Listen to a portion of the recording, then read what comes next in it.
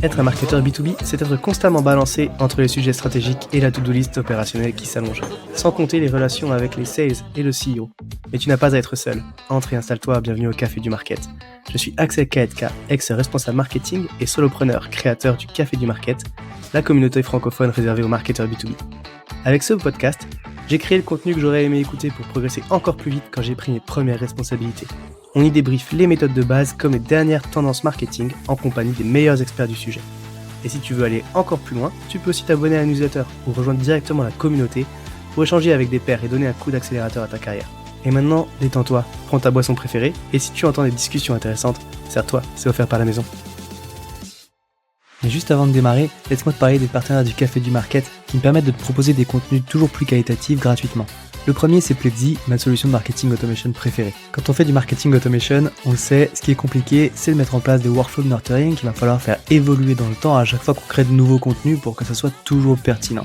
Là où Pledzi est très fort, c'est qu'ils ont développé une campagne intelligente qui va être capable de pousser automatiquement le bon contenu à la bonne personne au bon moment selon ses centres d'intérêt et son niveau de maturité.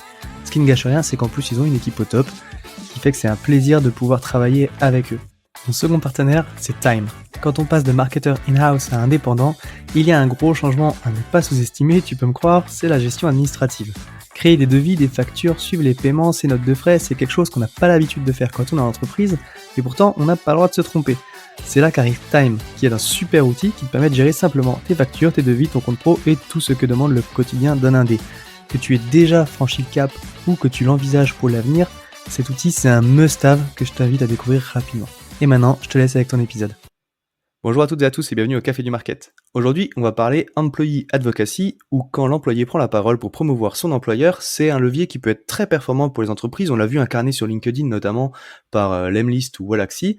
Et l'idée, c'est qu'on voit aujourd'hui comment est-ce qu'on peut mettre ça en place justement en entreprise pour que ça fonctionne bien. Pour parler de ce sujet, je suis avec Émilie Oudou, qui est experte en content marketing B2B. Bonjour Émilie.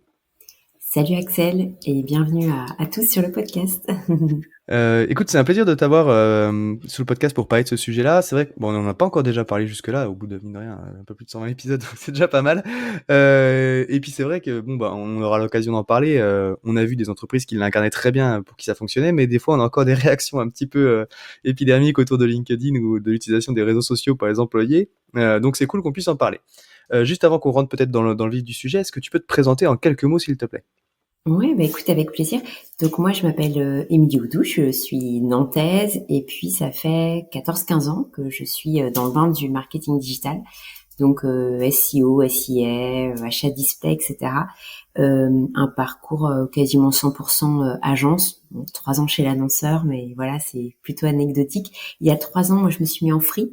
Et du coup, j'ai commencé vraiment à m'intéresser aux enjeux de prise de parole en fait des collaborateurs et des entreprises. Et bon, la plateforme LinkedIn, évidemment, c'est la plateforme favorite aujourd'hui en B2B. Donc, j'ai lié le tout. Et aujourd'hui, ce qui me permet en fait d'accompagner les entreprises sur les stratégies de contenu B2B. Sur LinkedIn, mais pas que, vraiment en mode omnicanal. Et puis, est arrivée rapidement cette question de comment on embarque en fait nos troupes sur LinkedIn, parce que les pages entreprises, c'est super, mais aujourd'hui, on voit qu'elles peuvent atteindre leurs limites. Donc, l'idée, c'était de développer en fait des stratégies d'amplification par rapport à du contenu organique depuis les pages entreprises. Voilà. Très cool. Bah écoute, tu vois, t'as déjà brossé un des enjeux, on va dire, mais Ouais. donc on va rentrer dans le vif du sujet tout de suite. Le sujet, c'est l'employee advocacy. Encore un super anglicisme qu'on utilise, nous, marketeurs, on aime bien ça, malheureusement. En introduction, du coup, peut-être est-ce que tu peux rappeler ce que c'est, même si je l'ai dit en 2 mots, et pourquoi c'est intéressant pour les entreprises? En fait, c'est intéressant à la fois pour les entreprises et également pour les collaborateurs en tant que tels. Déjà, il faut le dire. C'est-à-dire que pas qu'une stratégie opportuniste développée par les entreprises, c'est aussi se dire que ça va être donc un moyen pour l'entreprise de rendre visibles ses contenus au-delà en fait des contenus qu'elle va produire en propre.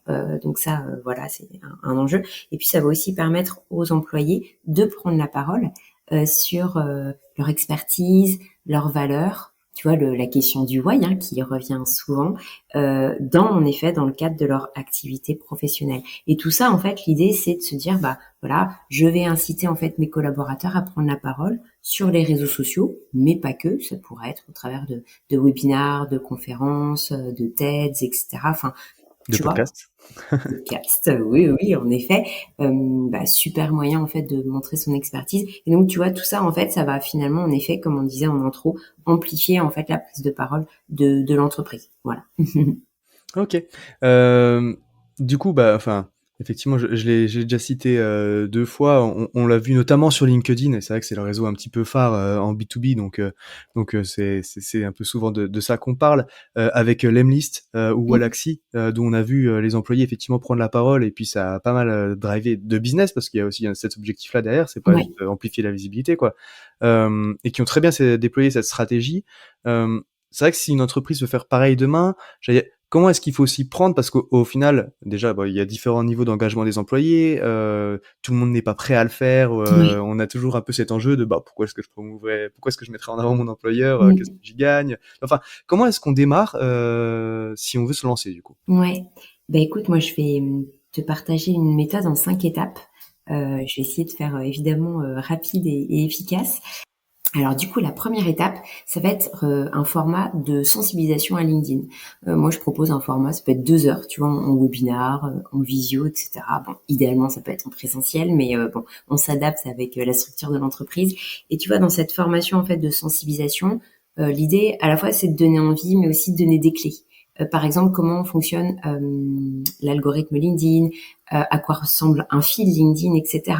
C'est quoi les formats, c'est quoi les bonnes pratiques sur un profil, tu vois, mais tu vas commencer en fait à aborder les choses, je dirais, mais plutôt entre guillemets en surface. L'idée, c'est vraiment en effet de donner envie et de commencer à détecter des champions qui, eux, ont naturellement, tu vois, une appétence en communication. Et c'est pas Mmh. forcément que des communicants ou que des marketeurs. Donc ça, première étape. Puis évidemment, on pourrait aller plus loin. Tu vois, c'est vrai que je pourrais parler de Dell qui fait carrément des programmes, tu vois, d'éducation à la communication digitale, etc. Bon, là, tu vois, c'est vraiment un step supérieur. Donc Ouais. ça, première étape. Deuxième étape, tu vas quand même t'assurer que tes collaborateurs sont alignés avec ta marque et avec tes valeurs. Sinon, en fait, évidemment, ton programme ambassadeur risque de planter. Parce que un collaborateur qui est heureux, qui est fan de sa boîte, qui est fan du produit, etc., de ses équipes, évidemment, il aura plus envie de parler en fait de la boîte que quelqu'un d'autre. Alors là, il y a une technique qui peut être chouette, qui est assez rapide à mettre en place, c'est de faire, tu sais, le fameux NPS, donc le Net Promoter Score, mais tu le fais pas à l'intention de tes clients, mais tu fais attention de tes collaborateurs. Et là, déjà, ça te donne un indice. Est-ce que tu vois, tu recommandes en fait l'entreprise? Est-ce que tu recommanderais ton entreprise à des amis, à des collègues, à des anciennes personnes avec qui tu as étudié, etc.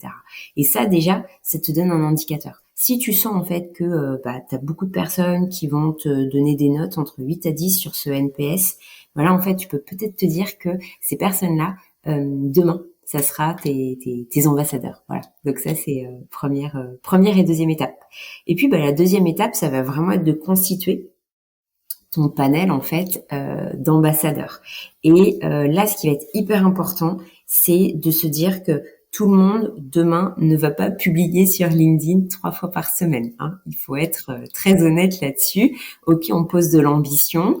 D'ailleurs, c'est de l'ambition que vont naître nos KPI qu'on va définir. Mais attention, il faut aussi il faut être conscient que Raisonnable, les gens ont beaucoup de taf et les gens n'ont mmh. pas forcément l'appétence en fait de produire et de devenir peut-être le futur Thibault Louis, tu vois, de demain. Donc Ouais.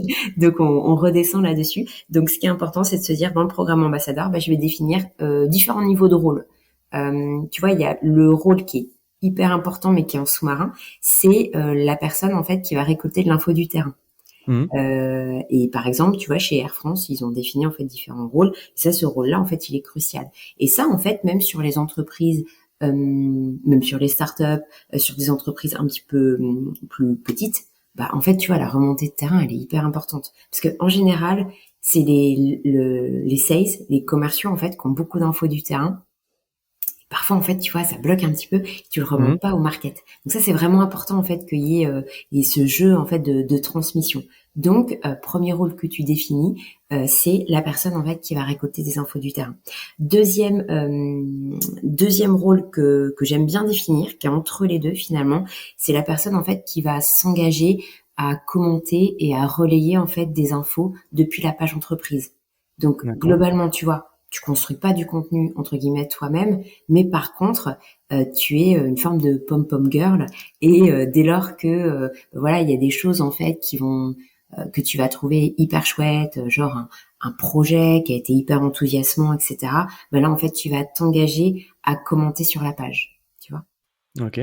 Voilà, sachant qu'évidemment, le commentaire, on le sait tous, c'est par rapport à un like sur LinkedIn, c'est 15 points. Alors qu'un Mmh. like, tu vois, ça va être un point en fait dans l'algorithme. Donc, tu vois Mmh. bien déjà qu'un commentaire, en fait, c'est hyper puissant. Et Ouais. globalement, en fait, dans les pages entreprises, ce qui nous manque toujours, c'est le commentaire. Mmh. Tu vois, on va avoir le petit like, la petite Ouais. publication, mais le commentaire, voilà. Ouais, parce que du coup, ouais, effectivement, on s'engage plus quand tu vas aller commenter, et puis Ouais, enfin, t'as toujours un peu mais qu'est-ce que je devais dire, et puis en fait, tu vois, ces oui. sujets-là, enfin, alors que lâcher un like, bon, c'est déjà pas mal, mais c'est vachement plus facile, quoi, c'est clair. Ouais, c'est plus facile. Et c'est vrai que c'est moins engageant. Alors là, tu vois, on rentre aussi dans une problématique que j'aborderai après. Bah, évidemment, les gens vont dire, bah oui, mais qu'est-ce que je raconte en fait en commentaire? Ouais. Donc là, en effet, dans l'étape suivante, tu vas les former vraiment à fond entre guillemets, et tu vas leur donner en fait des tips, des templates, etc. pour commenter. Et puis en effet, bah, le troisième niveau, là, ça va être l'ambassadeur top niveau qui lui en fait va commencer à publier en fait des posts en son nom. Et là, en effet, c'est le Graal, mais on va l'aider en fait à atteindre ce Graal ensemble. Ouais. Ouais, mais du coup, juste, tu pardon, je t'interromps, Je t'en prie. dans tes 5 points, mais du coup, effectivement, donc on est entre le 3 et le 4. Oui, Donc, si tu disais, effectivement, donc le premier, mais au final, parce que le 3, je trouve, il répond bien au premier. Donc le premier, c'est une formation à l'outil, à quoi ça sert, comment ça fonctionne, quel est peut-être l'intérêt pour l'entreprise et puis l'intérêt pour les employés. ouais, Tu l'as dit. Le deuxième, du coup, j'aime bien ce que tu dis, c'est effectivement identifier quels sont les employés les plus engagés ou en tout cas les plus fans de l'entreprise et qui seraient le plus à même de la promouvoir. Et en fait, c'est vrai que c'est ce que tu dis, c'est pas forcément tous les employés. Et t'en as effectivement, du coup, tu auras plus de chances d'avoir des gens qui vont s'engager s'ils sont plutôt fans de leur employeur. Donc, c'est important d'identifier ceux qui peuvent les porter. Et c'est pas toujours non plus les marketeurs ou les commerciaux qui doivent le faire, mmh, même si eux, normalement, tu es quand même censé, dans la partie formation, leur montrer que bah, c'est des rôles, enfin, un commercial, ça peut servir ses objectifs commerciaux, bah de oui, prendre la parole sur LinkedIn. Donc, ça, c'est quelque chose à dire. Et puis après, j'aime bien, c'est effectivement, c'est ces plusieurs niveaux d'engagement, parce que du coup, quand tu as expliqué à quoi ça servait et quel était l'intérêt, bah, du coup, en fait, tout le monde n'est pas obligé de créer du contenu, et de prendre la parole parce que tu as des gens qui sont pas à l'aise avec ça. Et du coup, j'aime bien ce que tu dis, c'est qu'effectivement, déjà, bah, potentiellement, c'est récupérer les infos qui vont permettre d'alimenter la strate de contenu et ce que tu vas dire. Heu, la deuxième, c'est déjà s'engager sur les posts. Et donc ça, après, peut-être que tu en parleras après, mais ça veut dire effectivement mettre en place aussi, un système pour que les gens soient au courant de ce qui est posté quand, mmh, et voilà. Mais du coup, s'engager sur les posts déjà pour aider en fait, les copains, on va dire, peut-être qui vont s'engager ou le service marketing qui poste par la page d'entreprise, à amplifier les résultats. Et puis après, effectivement, il y a la prise de parole, quoi. D'accord, donc formation, identifier les bons profils, on va dire, ceux qui ont le plus, de chances de le faire, et donc après, répartir ces différents rôles, en fait, expliquer les différents rôles pour, que chacun peut porter, quoi. ouais, complètement, complètement, complètement. Et tu vois, ce qui est intéressant aussi, c'est se dire que c'est une question aussi de valeur partagée, tu vois, entre le collab et la boîte. Moi, j'aimais bien l'exemple de la directrice communication en fait de la Croix-Rouge au Mmh. Canada. Et en fait, elle d'elle-même, tu vois, elle avait produit un article LinkedIn. Alors, c'était pas forcément un post, c'était un article. Alors, c'est super bien parce que bon, bah, les articles LinkedIn sont bien référencés en SEO sur Google, tu vois aussi. Donc bon, on sert de Ouais. deux angles d'ici. Mais en fait, ce qui nous intéresse, c'est qu'elle l'expliquait en fait dans cet article pourquoi elle avait quitté son ancien job et surtout pourquoi en fait elle intégrait la Croix-Rouge, tu vois, Ouais. canadienne. Et ça, en fait, c'est hyper cool, c'est se dire, bah, in fine, un programme ambassadeur, c'est pas juste de l'opportunisme, c'est aussi, tu vas pouvoir communiquer, bah voilà, tes valeurs et ce pourquoi tu rejoins une boîte, etc. Donc, tu vois, je trouve que c'est une logique qui est assez intéressante aussi parce que tu défends Ouais. quelque chose. Bah, puis ça sert, enfin là, tu le vois bien, en plus, ça sert aussi, parce qu'on parlait d'objectifs commercial, mais potentiellement dans le recrutement aussi, dans tout ce qui est ressources humaines, effectivement, de voir que, les gens sont bien dans leur poste, ou en tout cas les valeurs de la boîte et tout, forcément ça va donner envie. C'est là que c'est intéressant aussi d'avoir différents types de profils qui vont prendre la parole, parce que évidemment les marketeurs, les commerciaux, bon bah de toute façon on va dire c'est les premiers, enfin les vendeurs de la boîte, mais du coup derrière si t'as tes devs qui expliquent un petit peu comment fonctionne l'équipe, c'est quoi le Mm. travail, et puis ce qu'ils aiment machin, bah du coup là t'as sur un profil en plus qui est quand même assez tendu dans le recrutement, mais ça peut pourquoi pas donner envie à d'autres de rejoindre l'entreprise, quoi. Ouais, complètement, complètement. Et c'est vrai que dans l'univers de la tech, moi je travaillais pour une petite ESN qui était par exemple, tu vois, en full remote. Et donc c'était vraiment intéressant tu vois, de travailler pour eux et de voir comment en fait le dirigeant s'était emparé de LinkedIn, mais également en fait ses collaborateurs pour expliquer par exemple dans une entreprise en full remote comment on faisait en sorte, tu vois, de maintenir le lien, comment en fait on utilisait le Slack pour diffuser de l'information sans contraindre l'autre, sans l'interrompre systématiquement dans les tâches, etc. Et en fait, tu vois, c'était vraiment une charte de travail collaboratif qu'ils avaient mis en place pour le full remote. C'était vraiment intéressant, en fait, tu vois, qu'ils communiquent là-dessus. Et donc là, tu vois, en fait, que ça sert, en effet, les enjeux de recrutement, de marque employeur, etc. Ok, très cool. Mm, mm, mm. Bon, du coup, je t'ai interrompu. Alors, point 4, pardon. Ouais, point 4. Point 4, là, on rentre entre guillemets dans le vif du sujet parce qu'on va les former en fait, cette équipe qu'on a définie.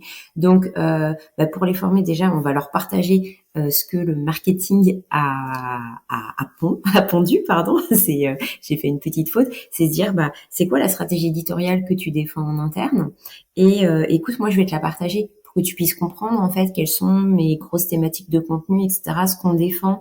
Nous, tu vois, on a un positionnement d'innovation ou de leadership, où on est sur du haut de gamme, etc. Tout ça, en fait, il faut que les collaborateurs qui vont prendre la parole puissent au moins le connaître, hein, à défaut de se l'emparer à 10 000%, mais il faut qu'ils le sachent. Et puis, donc, on partage la stratégie de contenu, et puis, on va les former, en fait, à la production de contenu en tant que telle. Tu vois, alors ça peut être en leur partageant des types de postes en fait. Alors il s'agit pas clairement pour des collaborateurs de leur partager toutes les méthodes, AIDA, etc. Je crois qu'il faut rester raisonnable en fait dans l'approche. Tu vois, raisonnable et pragmatique. C'est leur dire, vous voyez, vous avez des postes par exemple autour du pourquoi vous avez rejoint la boîte, pourquoi vous avez lancé ce projet. Et là, en fait, tu vois, tu fais appel à tes valeurs en tant que collaborateur. Donc, ça dépasse le côté, oui, on fait de la pub pour l'entreprise, tu vois. Et puis, pour d'autres types de collaborateurs, alors je pense par exemple, tu vois, à des bureaux d'études, plutôt des ingés, voilà, qui sont plus éloignés en fait, tu vois, de la prise de parole. Ça peut être des angles comme comment en fait on a créé ce projet-là au niveau de la RSE, etc. Aussi également qu'ils puissent expliquer. Tu vois, enfin, on a beaucoup de consultants qui aiment bien décrypter en fait de l'actu, décrypter des tendances sectorielles. Et en fait, là, l'idée, c'est de leur dire, tout ce que tu nous communiques en interne, quand par exemple on a notre daily, etc., ou notre weekly, partage-le en fait sur LinkedIn, parce qu'en fait, il y a plein de gens qui auraient envie de. Donc, tu vois, ça, c'est vraiment des choses qui sont importantes. Donc, tu fais pas pour eux, mais tu leur donnes des tips, tu leur montres comment faire, tu leur partages la strate de contenu. Et puis, là aussi, ce qui est super, c'est que tu peux aussi te rendre compte que c'est des gens qui peuvent aussi te nourrir et nourrir, en fait, la stratégie de contenu qui est portée par la boîte. Voilà. Évidemment, sur des plus grosses boîtes, qui ont peut-être plus de moyens, tu peux mettre en place des outils comme Limber, comme Socialimap. Et là, en fait, c'est vraiment des outils, tu vois, d'employé advocacy où tu vas avoir des bibliothèques de contenu que tu peux pousser, que tu peux connecter à un profil. Et du coup, évidemment, la personne va rien faire entre guillemets. Ou alors, tu peux avoir des étapes intermédiaires qui vont dire, je te pose du contenu dans ta bibliothèque, tu t'en empares, tu t'en empares pas. Hein. C'est des outils qui sont facilitants. Et puis, si on a envie vraiment de s'éclater du coup à la Wallaxy ou à la Lemlist, là tu vois, on va passer une étape au-dessus et on va se dire là je vais lancer une stratégie Avengers. Et là ce que j'adore c'est se dire ok, on va se poser ensemble et à l'image des Avengers on va se dire quel est qui a un super pouvoir, évidemment tout le monde. Ok, c'est quoi toi ton super pouvoir Axel, c'est quoi ton super pouvoir Émilie, et comment nous ensemble pour communiquer sur un projet, on va avoir notre angle, tu vois. Et du coup, c'est entre guillemets, enfin si je caricature, c'est on va arroser entre guillemets LinkedIn avec des angles différents, mais qui vont parler en fait du même sujet. Par exemple, je sais pas, le lancement d'un nouveau logiciel métier, on est tellement excités. Eh bien, moi je suis euh, à la com, toi tu es au market, et puis on a Loïc qui est au dev, etc. Et on va parler de la même chose, mais avec notre prisme. Voilà. Ouais, c'est en fait, tu vas répartir un petit peu les thématiques en fonction des profils qui vont prendre la parole. On pourrait le Complètement. voir avec un trio de fondateurs, par exemple, où tu en as un qui va Ouais, prendre l'aspect business, chiffres, tu en as un qui va prendre l'aspect thought leadership, expertise métier, tu en as un qui va ouais, parler de la tech, et puis du coup, chacun ouais. aborde le même sujet, enfin le même sujet, mais sous des angles différents, quoi. Exactement, avec sa casquette. Et ça, Ouais. tu vois, c'est hyper cool. Mais mais bon, pour ça, il faut pour mettre en place ce programme ambassadeur, tu vois, c'est vrai qu'on part en fait dans des stratégies. Il faut aussi, et je pense que c'était une question que tu voulais aborder, c'est se dire bah ok, mais comment on permet aussi aux Mm. personnes en fait, tu Ouais. vois, d'y arriver. Et ça, concrètement. Euh, il faut écrire des choses. Alors, ça peut être une charte, ça peut être un guide, mais il faut définir en fait le périmètre des missions des ambassadeurs.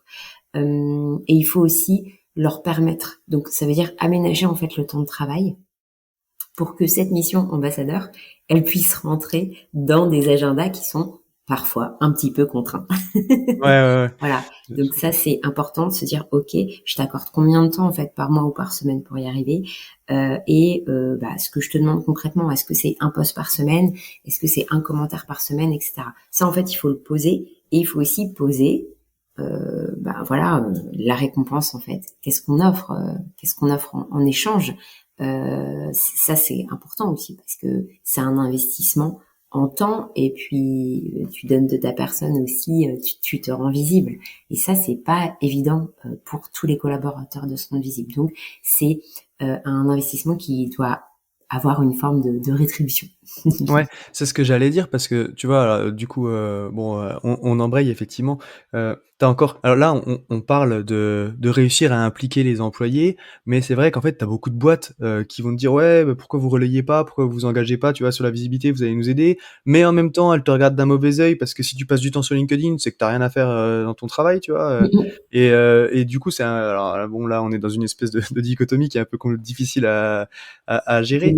Mais Ouais. du coup, voilà, si on veut que ça fonctionne et si on veut mettre ça en place en entreprise, alors du coup, je vais prendre le point de vue marketing qui va peut-être devoir convaincre sa direction, mais du coup, il faut y consacrer du temps forcément. Tu vois, c'est quelque chose qu'il faut faire comprendre du coup, et donc définir un cadre. Et ça, c'est ce que tu dis, c'est en fait, ça passe par dédier du temps dans l'agenda des employés qui veulent s'y impliquer. Et quand c'est nécessaire, et pourquoi pas du coup effectivement l'incentiver en fait. Ça c'est ce que tu dis aussi, c'est quelque chose qui existe, Oui, de rétribuer financièrement, enfin financièrement ou pas d'ailleurs, mais il y a d'autres moyens. Mais en tout cas reconnaître qu'il y a une contribution peut-être supplémentaire dans cette mission-là, quoi. complètement, complètement. Et quand tu parles de rétribution, en effet, ça peut être financier, ça peut être, tu vois, des petits cadeaux, ça peut être de la gamification où on va, tu vois, te fournir Ouais, le badge du super ambassadeur ce mois-ci, etc. Tu vois, en fait, il y a différentes notions qui vont en tout cas montrer qu'il y a eu, tu vois, qu'il y a eu un effort de fait. Et ça, c'est hyper important. ouais, faut que ce soit Globalement, valorisé, quoi. bah Vraiment. exactement. Et puis moi, quand je discute avec des employés, souvent, en fait, ce qui revient le plus, c'est on n'est pas assez considéré, on n'est pas assez reconnu, il y a un manque de reconnaissance.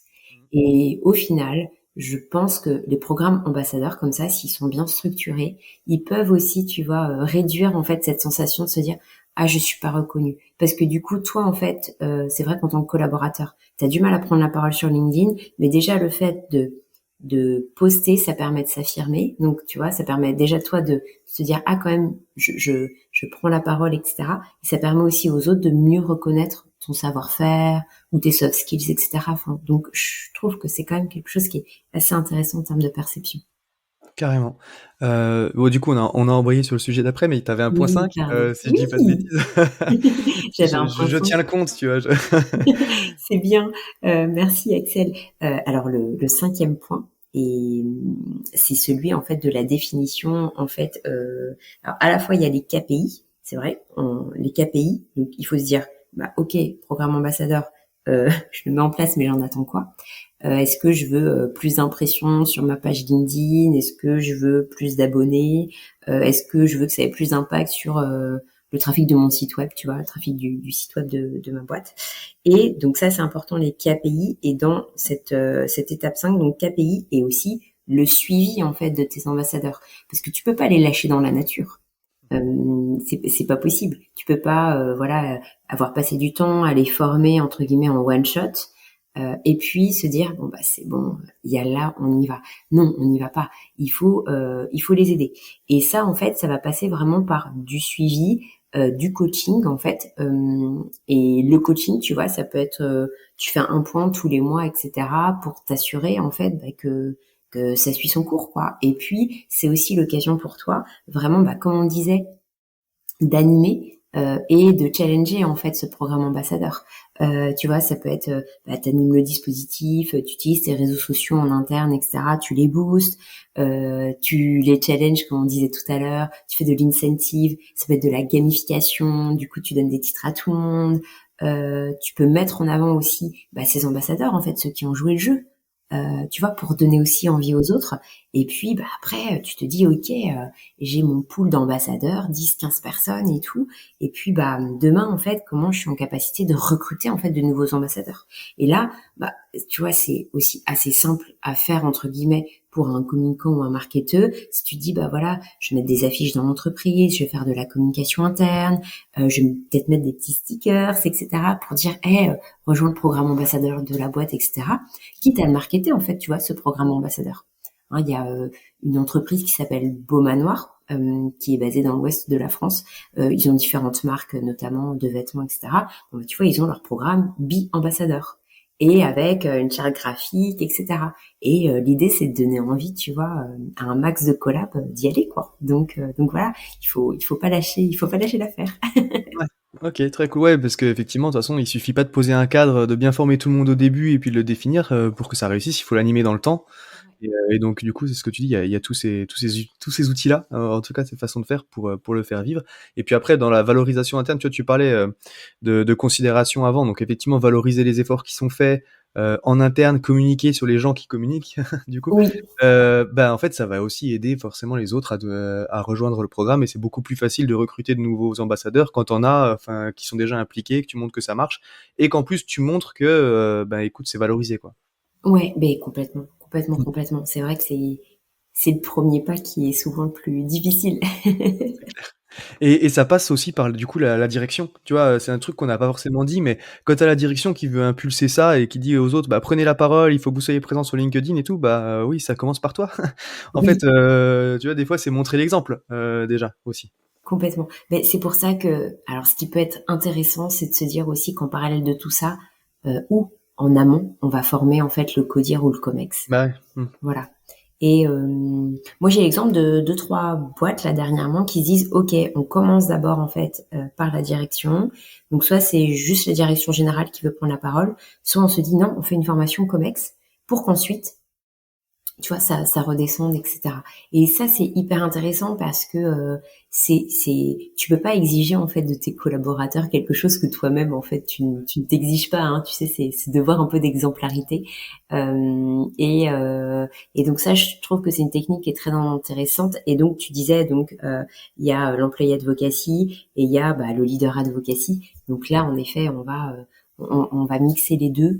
De toute façon, en fait, on se rend compte que alors les stats, attends, je vais te les donner, mais on avait grosso modo, tu vois, sur l'employé advocacy qui était porté par Dell, par exemple, il y avait 6 fois plus de contenu et de visibilité de contenu par ce que postaient en fait les collaborateurs que par rapport à ce que pouvait poster la boîte en elle-même. Donc tu vois, 6 fois plus, c'est une stat qui est quand même énorme et qui ne peut que pousser en fait à tester en fait cette stratégie. Carrément. Écoute, du coup, si on devait, résumer notre échange, retenir un conseil de tout ce qu'on s'est dit pour quelqu'un qui veut justement essayer de mobiliser ses équipes, qu'est-ce que tu mettrais en avant? Moi, je leur dirais que déjà, il faut les accompagner, hein, ça c'est essentiel. Les accompagner, leur donner des clés et leur donner un cadre sécurisant. C'est ce qu'on disait. Tu passes sur LinkedIn, ah oui, mais en fait tu fais rien de ta journée, ça c'est pas possible. Donc on donne un cadre, on écrit une charte pour les sécuriser et on les guide en les formant et puis en les motivant. Et je crois que il faut aussi jouer sur la corde de je vais te donner envie en fait de communiquer parce que ça va aussi te permettre d'être fier en fait de ce que tu fais et aussi de te plonger entre guillemets dans tes projets en disant ah mais si c'est vrai j'ai fait ça et ça c'était quand même hyper cool et ça mérite en fait un post, ça mérite une com, ça peut pas rester en fait dans les cartons de la boîte, voilà. Écoute, bah, c'était très cool. Merci beaucoup, Émilie, pour toutes ces bonnes pratiques. C'était très chouette. Si jamais il y a des petites questions pour toi, on peut te retrouver, bah, du coup, j'allais dire, mais LinkedIn, j'imagine. Oui, par exemple. Voilà, par exemple. Trop cool. Bah, écoute, encore une fois, merci pour tout. Et puis, ben, moi, je te souhaite maintenant une bonne journée. Merci à toi aussi Axel et merci pour ce podcast qui était hyper cool. Je t'en prie. À plus, salut. À tous ceux qui ont tenu jusqu'ici, déjà, merci beaucoup. Et j'imagine que le sujet vous a plu. Donc n'hésitez pas à envoyer de bonnes ondes à notre invité. Pour ceux qui le souhaitent, le meilleur moyen de soutenir le podcast, ça reste d'en parler autour de vous et de laisser 5 étoiles sur ta plateforme d'écoute préférée. Je compte sur toi. Dans tous les cas, à bientôt pour un prochain rendez-vous au Café du Market.